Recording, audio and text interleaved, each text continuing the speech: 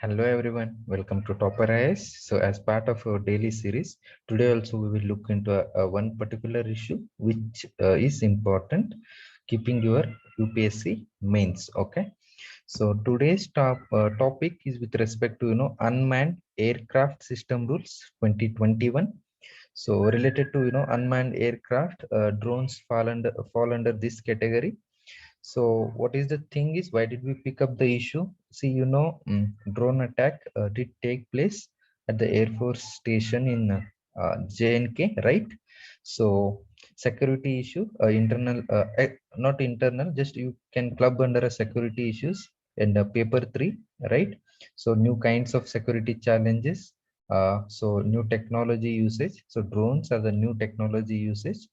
Okay, so we will see. And if you remember, in recently government has come out with unmanned aircraft system rules 2021. So moment this kind of attack takes place using drones, so we need to be a bit more cautious whether to to what extent a technology can be used, and what are the effective regulatory mechanisms, so that we do not make these unmanned aircraft system to be used by anti-national elements. Okay, so keeping all those aspects in mind, we have picked up the topic. So you can expect a state question can be expected in paper 2 also, with respect to governance, and in paper 3 also from the security point of view, there also you can expect a question. Okay, so let's see. So the Ministry of Civil Aviation has released unmanned aircraft system rules 2021. So what does it do? The rules lay down the terms of drone usage by individuals as well as businesses, and it also lays down terms for research, testing, production and import of these vehicles. A certain regulatory framework has been done, and what are all the do's and don'ts, these have been provided under the rules. Okay, so drones. So coming to basic thing, unmanned aircraft means an aircraft which is intended to operate with no pilot on board. Okay, so such things we refer it as unmanned aircraft. Okay, and basically these aircrafts have been divided into different categories based on their weight, like nano, micro, small and medium. So you can see the weight that is been assigned. So less than or equal to 250 grams, you have a nano unmanned aircraft. Then if it is for 250 to 250 grams to 2 kg, you have micro. 2 kg to 25 kg small, and 25 kg to 150 you have a medium. Okay, so categorization is done based on the weight. Okay, so we will see what are the key points, key highlights of the rules. Okay, so basically the rules categorize the unmanned aircraft systems as airplane, rotorcraft, hybrid, with further categorization as remotely piloted aircraft, model remotely piloted aircraft, and autonomous unmanned aircraft system.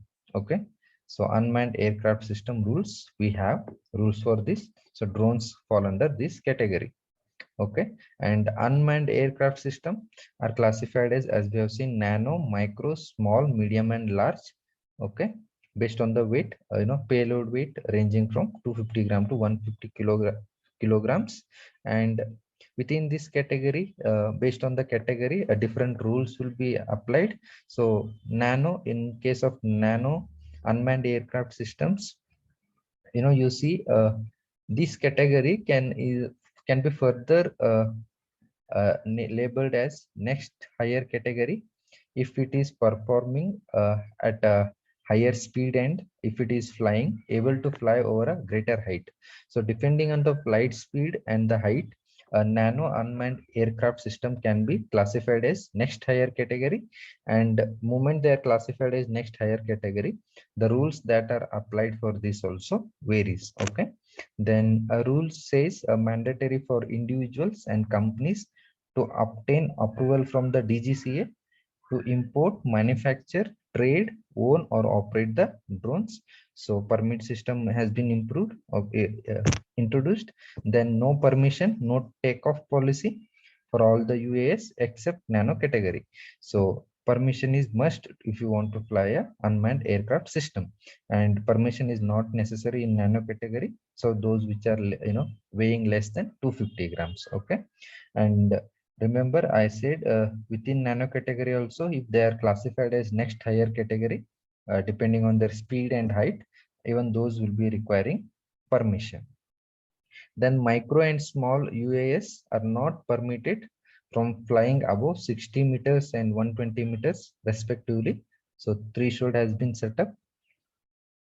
Then you have other rules like UAS prohibited from flying in strategic and sensitive location, including, so these strategic and sensitive locations like airports, defense airports, border areas, military installation or facilities, and areas earmarked as strategic locations or vital installation by the Ministry of Home Affairs. So we know security is important. So drones can be used for spying, data gathering, and all those stuffs. So critical. So we have to avoid such situations. So there is a prohibition of flying these UAS systems in strategic and sensitive locations. Then nano, micro, and small UAS operations limited to within the visual line of sight. So visual line of sight, a term in reference to usage of drones by a pilot. So drones fly should be within the visual range of the pilot who is operating it remotely. They cannot go beyond that. So nano, micro, and small UAS operation have to be operated within visual line of sight. Okay, they cannot be used beyond. So obviously, this reduces their usage for the delivery of goods. Okay, and they are also prohibited from delivery of goods. So nano, micro, and small, and delivery of goods is permitted for medium and large unmanned aircraft system. And as a part of rules, you also know have that R&D, research and development organization, including startups, authorized UAS manufacturer, and any accredited recognized institution of higher education located in India are permitted to carry out R&D of UAS only after obtaining authorization for DGCA. Okay, so that is nothing but you have a permission to carry out research in unmanned aircraft systems, provided you get a prior authorization from Director General of Civil Aviation. So these were the part of rules. As I said, why did we pick up the issue? Uh, Drone attack air force on the air force station. So it qualifies to be called heightening the asymmetric warfare using technological means. So this term also will be in the news. So what is asymmetric warfare? See, warfare between two opposing forces which differ greatly in military power. Okay, so traditionally, if you have seen the, if you are habit of watching movies and all, armies, okay, one and two opposing armies will come at a location and stand face to face and start fighting. So usually a variation in the almost similar in capacity and all, those which are having a better strategy will be winning the war. So that is traditional war. But now you see asymmetric warfare. So when war happens between two unequal powers, so it is very difficult for one who is lacking the capability, resources, technology, and all, to fight one with a higher strength, right? So you have a, so they, what they do, they use unconventional weapons and tactics. So see, best example, Shivaji, Mughals. So Shivaji used guerrilla tactics. So the mighty Mughals and the army that they had. So Shivaji has to fight them. So he employed guerrilla tactics, so unconventional way. So that is what example for asymmetric warfare. Okay, and as I said, throughout history, armies with different size and resources fight in different ways.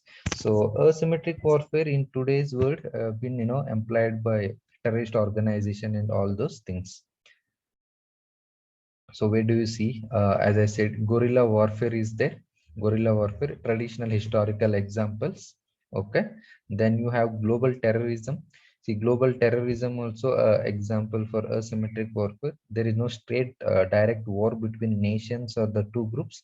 Rather, terrorist organizations are indulging in asymmetric warfare. So examples like suicide bomb attacks, so unconventional tactics and all, so cause loss of lives, loss of damage to properties and all those things. Even Taliban in Afghanistan, how did they face US for 20 years, right? So US is withdrawing now. It did not win the war. At the same times, Taliban did not lose the war, right? So that was the thing, that is employing guerrilla tactics and all, causing like suicide bomb attacks, lone wolf attacks, and all these things. So this is also an example for asymmetric warfare. Why? The main reason is asymmetry is in the strength. So when there is asymmetry in the strength, you will be using unconventional weapons and tactics. So what are these unconventional weapons and tactics? So guerrilla warfare is unconventional tactic, right? So you are not directly fighting, but using geography and all, you are fighting. Okay, then you are not directly attacking the army, rather you are causing harm to civilians or the armies in different ways by attacking on Air Force station, like that was happened in on Indian Air Force station drone attack. So that is an example for asymmetric warfare. Then another example, use of social media also. So radicalization is one example for it. Yes, you will be exploiting the different identities of people, and you will be radicalizing the people. So terrorist organization does this. So ISIS, you might have come across n number of people going to Syria to fight for the cause of ISIS. Not only going, also at the same location, they have been instigated to carry out violence attacks. So that is how the radicalization takes place. So this is also an example for asymmetric warfare. So you are employing, so you are fighting against a particular state using unconventional weapons and tactics. So that's what I said. Why did we pick up this is drone attack, an example for asymmetric warfare. Okay, so different security challenges India faces. For recently cyber attack, cyber warfare is also in news many times, right? So drone attack, example for asymmetric warfare. So terrorist organizations are using technological means. So that is a significant security challenge to India. So you will link it in paper 3. So related to drones, recently government had come out with rules. Okay, so that is why we also discussed the rules of 2021. So incidents like drone attacks will obviously hamper usage of drones for commercial purposes, because there is a risk of security risk, right? So that is how it brings in the uh, security implications, risk, and greater regulatory framework is necessary, okay, to so that it is not misused. So that is how all these things are linked. In paper 2 also you can be asked with respect to rules, okay, governance and all those stuff. So that's it for today. You can also download the PDF of this document in the link that is shared below, and do download Topper IAS Institute app so that you get access to a number of videos which will help you in your UPSC preparation. Thank you.